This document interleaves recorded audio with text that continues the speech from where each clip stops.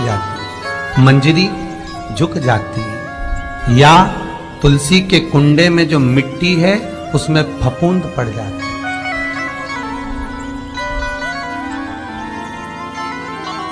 कितना सुंदर बात कही है महाराज।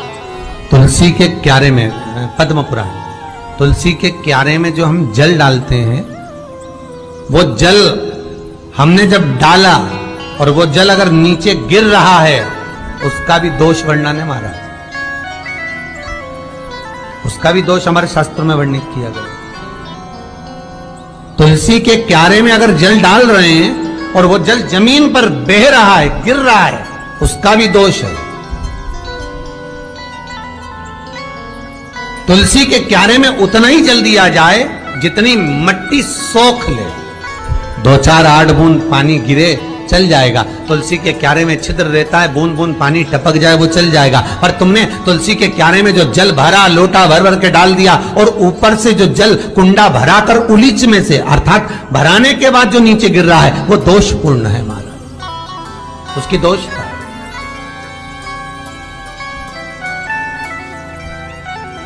वो दोष ले लिया।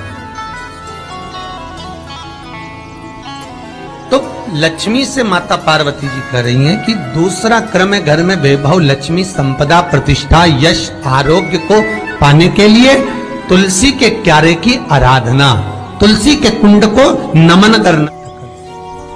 तीसरा क्रम कहा, घर में चाहे नल लगा हो, चाहे आरओ का प्लांट लगा हो, पानी का, घर में छोटा छोटा आरओ प्लांट लगा हो,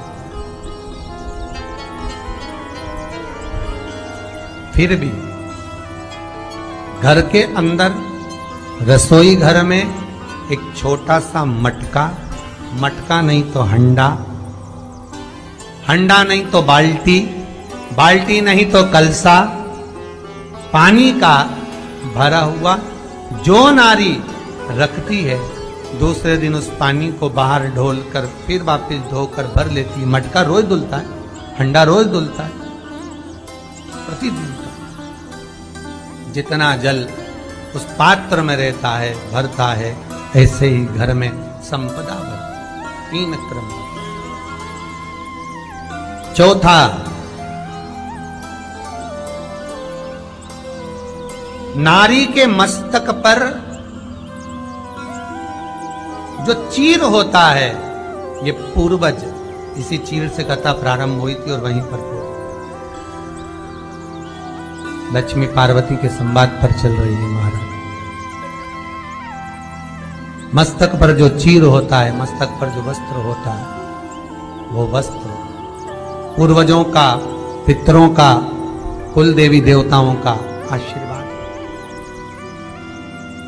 ईश्वर महादेव, जो व्यक्ति पथभ्रष्ट होता है, जैसे मदिरा के नशे में पड़ गया, कहीं जुए में पड़ गया, कहीं मांसाहार में पड़ गया, कहीं व्यसन में पड़ गया, कहीं गलत काम में अगर कोई जा रहा है, तो श्रम्भेश्वर महादेव के नाम से काली तिल भगवान शिव को समर्पित करी जाती है महाराज। काली तिल को वापस उठा कर ले आते हैं, उसी काली तिल को जो मदिरा का नशा करने वाला होता है या जो गलत व्यसन में डूबा हुआ होता है, उसको वो सुबह के समय अगर नहीं खाता तो भोजन के साथ उसको जिया जाए। श्रम्भेश्वर महादेव। एक बेलपत्री का भी बहुत अच्छा प्रयोग है श्रम्भेश्वर महादेव का, मदिरा पीने वालों के लिए, मांसाहार, व्यसन में, जुए में, वेश्यावृत्ति में, पर नारी में, गलत जगह पर जो डूबे रहते हैं उनके लिए। पहले की कथा में इसका वर्णन किया है बेलपत्री। श्रम्भेश्वर महादेव, एक बार सब बोलेंगे, कौन से महादेव? श्रम्भेश्वर महादेव। फिर जम के बोल लो एक बार, श्रम्भेश्वर महादेव। जब हमारे घर में क्रोध बढ़ता है या कोई गलत कार्य में जाने लगता है, तो श्रम्भेश्वर महादेव का हमें शरणागति लेना चाहिए, श्रम्भेश्वर महादेव का पूजन करना चालू कर देना चाहिए। कई लोग कहते हैं महाराज जी, ये श्रम्भेश्वर महादेव का मंदिर कहाँ मिलेगा, हम कहाँ पूजन करने जाए? कहीं नहीं जाना, तुम्हारे घर के पास में जो शंकर जी का मंदिर है वहीं जाओ, उसी देवालय में, उसी मंदिर में जाओ, श्रम्भेश्वर महादेव के नाम से जल चढ़ाना प्रारंभ करेंगे। वो जल जो गलत संगत में पड़ा हुआ है उसका आचमन कराना प्रारंभ करेंगे, अपने आप उसकी धीरे धीरे बुद्धि सुधरना प्रारंभ हो जाएगी। ऐसा श्रम्भेश्वर महादेव का। कुछ स्थान हमारे यहाँ पर बड़े सुंदर सुंदर स्थान निश्चित किए गए हैं, जैसे कैंसर आदि के मरीज के लिए हम लोग पहले भी कहते हैं कि त्रिजुगी नारायण का जल बड़ा महत्व रखता है। जिसका शरीर या जिसको एक पत्र आया है कि किसी को मिर्गी का झटका आना चालू हो गया था। पत्र ढूंढेंगे तो समय थोड़ा लग जाएगा। जिसने लिखा है उसके स्मरण में होगा, जिसने भी लिखा होगा कि बीमारी के चलते चलते फिर मिर्गी आना चालू हो गई।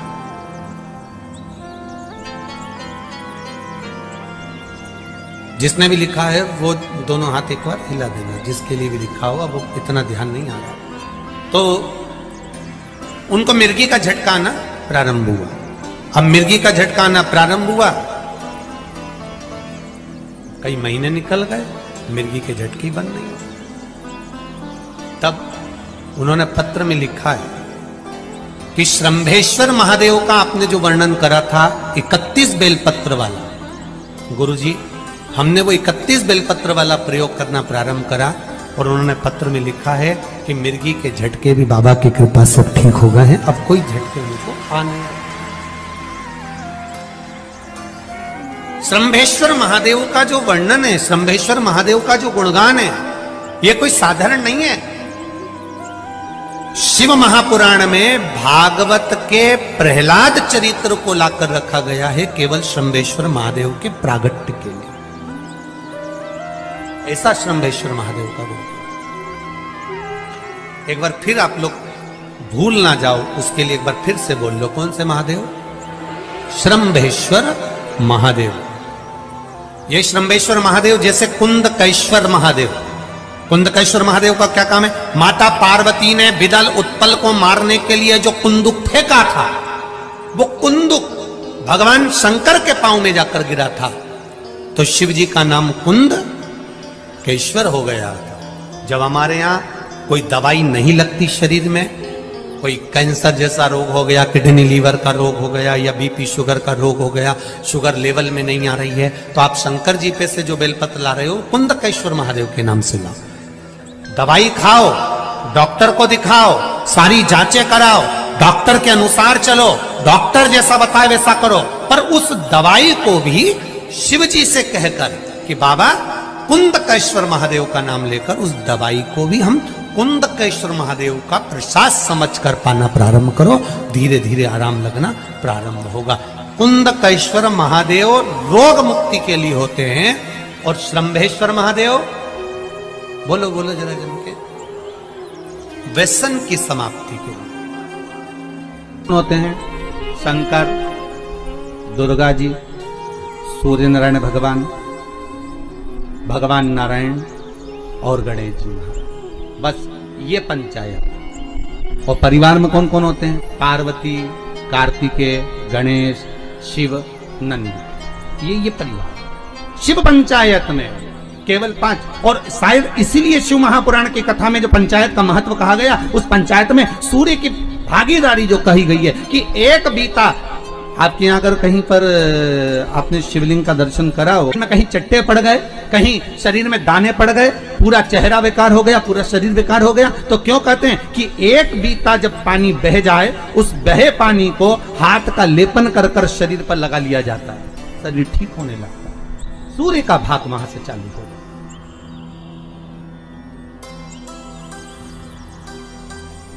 शिव पंचायत का बड़ा महत्व है महाराज जी।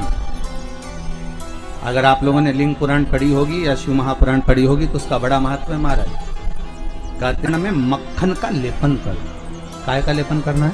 माखन का लेपन कर दो। और 5 देवताओं के सामने चौमुखी 5 दिए लगे, 4 बत्ती के घी के, गाय के घी के, एक एक देवता के सामने एक एक दिया लगाओ पंचायत। और काम ना कर कर वापिस लौट कर आ जाइए। वो केस विजयता अगर देगा तो आपके पक्ष में ही देगा, हार नहीं सकता। गन्ने का रस जानते हो, ईख का रस, गन्ने का रस तुलसी जी के क्यारे में हाथ में लेकर 7 बार अपना नाम और गोत्र बोलकर छोड़ दो, जिंदगी में 3 साल में तो करोड़पति बनकर बैठ जाओगे, कभी लक्ष्मी की कमी नहीं आ सकती। बहुत ध्यान देना, इसको अपनी जिंदगी में लिख कर रखना। शिव महापुराण की कथा कहती है आपको सुख अनुभव हो जाएगा। कार्य से जिंदगी में कभी संपदा कम नहीं हो सकती, संपदा बढ़ती चली जाती है। संपदा घट नहीं सकती, बढ़ेगी पर घटेगी, कष्ट नहीं आ सकता, रोग बीमारी तकलीफ नहीं आ सकती। आपके लिए तो लाभदायक है, समझ लो ये कथा। शास्त्र कहता है कि जिसके घर में संपदा की कमी हो, पैसा आ ही नहीं रहा हो, सब दूर उलझ गया हो, बहुत टेंशन चल रहा हो, पंचमी तिथि के दिन गन्ने का रस जानते हो, ईख का रस, गन्ने का रस तुलसी जी के क्यारे में हाथ में लेकर 7 बार अपना नाम और गोत्र बोलकर छोड़ दो, जिंदगी में 3 साल में तो करोड़पति बनकर बैठ जाओगे, कभी लक्ष्मी की कमी नहीं आ सकती। तैयारी में बैठे रहोगे कि फिर पंचमी तिथि आए, फिर मैं गन्ने का रस डाल। अगर रजोधर्म की अगर कोई बीमारी है, उससे जुड़ी हुई कोई बीमारी है, कहीं गांठ पड़ गई है, तो उसके लिए विष्णु महापुराण की कथा कहती है कि जो भी रुद्राक्ष आपके पास में हो, सिद्ध करा हुआ, उस रुद्राक्ष का जो मंत्र 1 मुखी से 14 मुखी तक, रुद्राक्ष आपको देखना पड़ेगा कि आपके हाथ में कौन सा रुद्राक्ष आया, 1 मुखी है, 14 मुखी है, 4 मुखी, 6 मुखी, 5 मुखी, जो भी रुद्राक्ष आपके हाथ में आया, उसका मंत्र पढ़कर उसको पानी में गला दीजिए तांबे के कलश में। सुबेरे सुबेरे उसका पानी पीना, उस मंत्र को पढ़कर चालू कर दो, शरीर में जो गांठ होगी वो धीरे धीरे गलना प्रारंभ हो जाएगी, गांठ गलना प्रारंभ हो जाएगी, और उसका सुख, उसका आनंद, शरीर का एक सुख अपने आप आनंद, आपको हृदय में प्रसन्नता, हृदय चित्त में आनंद की अनुभूति होने लगी, आनंद का भाव प्रकट हो जाए। महाराज पहले भी कहा, फिर कहते हैं, सच से कठोर लोहा, लोहे से कठोर अग्नि, क्योंकि अग्नि लोहे को गला देती है, और अग्नि से कठोर होता है पानी, जो अग्नि को बुझा देता है, और पानी से कठोर होता है मनुष्य, जो लोटे में भर के डकार जाता है, और मनुष्य से ज्यादा कठोर होती है बीमारी, जो मनुष्य को ही निगल जाती है, और बीमारी से भी ज्यादा कठोर होता है मेरा कालों का काल महाकाल, जो बीमारी को ही निगल जाता है। अकाल मृत्यु वो मरे जो काम करे चंडाल का, और काल उसका क्या बिगाड़े जो भक्त हो महाकाल का। शंकर की उपासना करी है, शिव का स्मरण करा है, तो जीवन में सुख का भान तो रहेगा, आनंद की अनुभूति तो रहेगी। जिसका शरीर में कहीं चर्म रोग हो गया हो, चमड़ी सफेद पड़ गई हो, तो गाय के बछड़ा जब दूध पिए तो उसके फेन को चम्मच में उठा लो, निकाल लो, और पूर्णिमा की रात्रि को 12 बजे के लगभग में शरीर में उसको लगा लो, जहां दागे, और थोड़ी देर बैठ जाओ चंद्र की रोशनी के, थोड़ी देर बैठ जाओ, उसके बाद में फिर स्नान कर लो। 2 या 4 पूर्णिमा करेंगे महाराज, धीरे धीरे वो चमड़ी अपने असली रंग में आना प्रारंभ हो जाएगी, चर्म रोग समाप्त हो जाएगा। एक बात और आपको पहले भी कही थी, फिर कहते हैं, गाय जब अपने बछड़े को दूध पिलाए, उसके मुख पर जो फेन आए, जो बच्चा बुद्धि से विकलांग हो, चित्तवृत्ति से विकलांग हो, जिसका विवेक काम न करता हो, चिड़चिड़ करता हो, रुदन रुदन करता हो, या फिर एकदम गुम सा रहता हो, या उसकी इंद्रियां, नेत्र, श्रवण, जिह्वा सही काम ना कर रही हो, तो अमावस्या के दिन दोपहर 12 बजे गाय के बछड़े का जो फेन है, मुख का, बछड़ा जब दूध पिए उसका जो मुख में फेन आता है, वो उस बच्चे को पिला दीजिए। 3 या 4 अमावस्या करिए, धीरे धीरे मेरा बाबा भोलेनाथ उसको ठीक करना प्रारंभ कर देता है। गाय का दूध अमृत है, अमृत, वो साधारण नहीं है हमारा, अमृत तत्व है। जितने आस्था चैनल पर कथा सुन रहे हो, जितने फेसबुक और यूट्यूब पर सुन रहे हो, और जितने इस छत्तीसगढ़ की पावन धरा पर बैठकर सुन रहे हो, बहुत सावधानी से सुनना। एक छोटा सा कपूर का टुकड़ा जब आरती में जलाया जाता है, तो ये कपूर क्यों जलाते हैं? इस कपूर का महत्व क्या है? इस कपूर का कारण क्या है? ये कपूर है कौन जिसको हम आरती में जलाएं?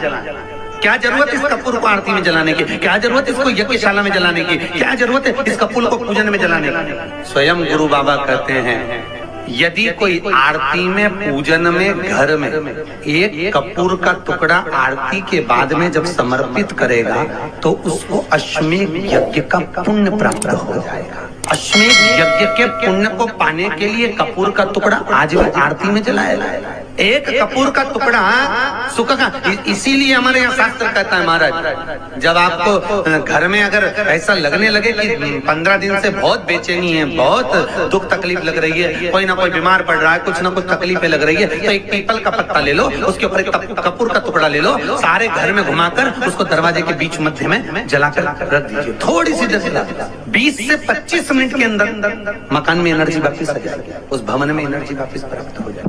20 से 25 मिनट के अंदर एनर्जी वापस। लग रहा है कि यहाँ नेगेटिव है तो उसको पॉजिटिव बनाया जा सकता है। रात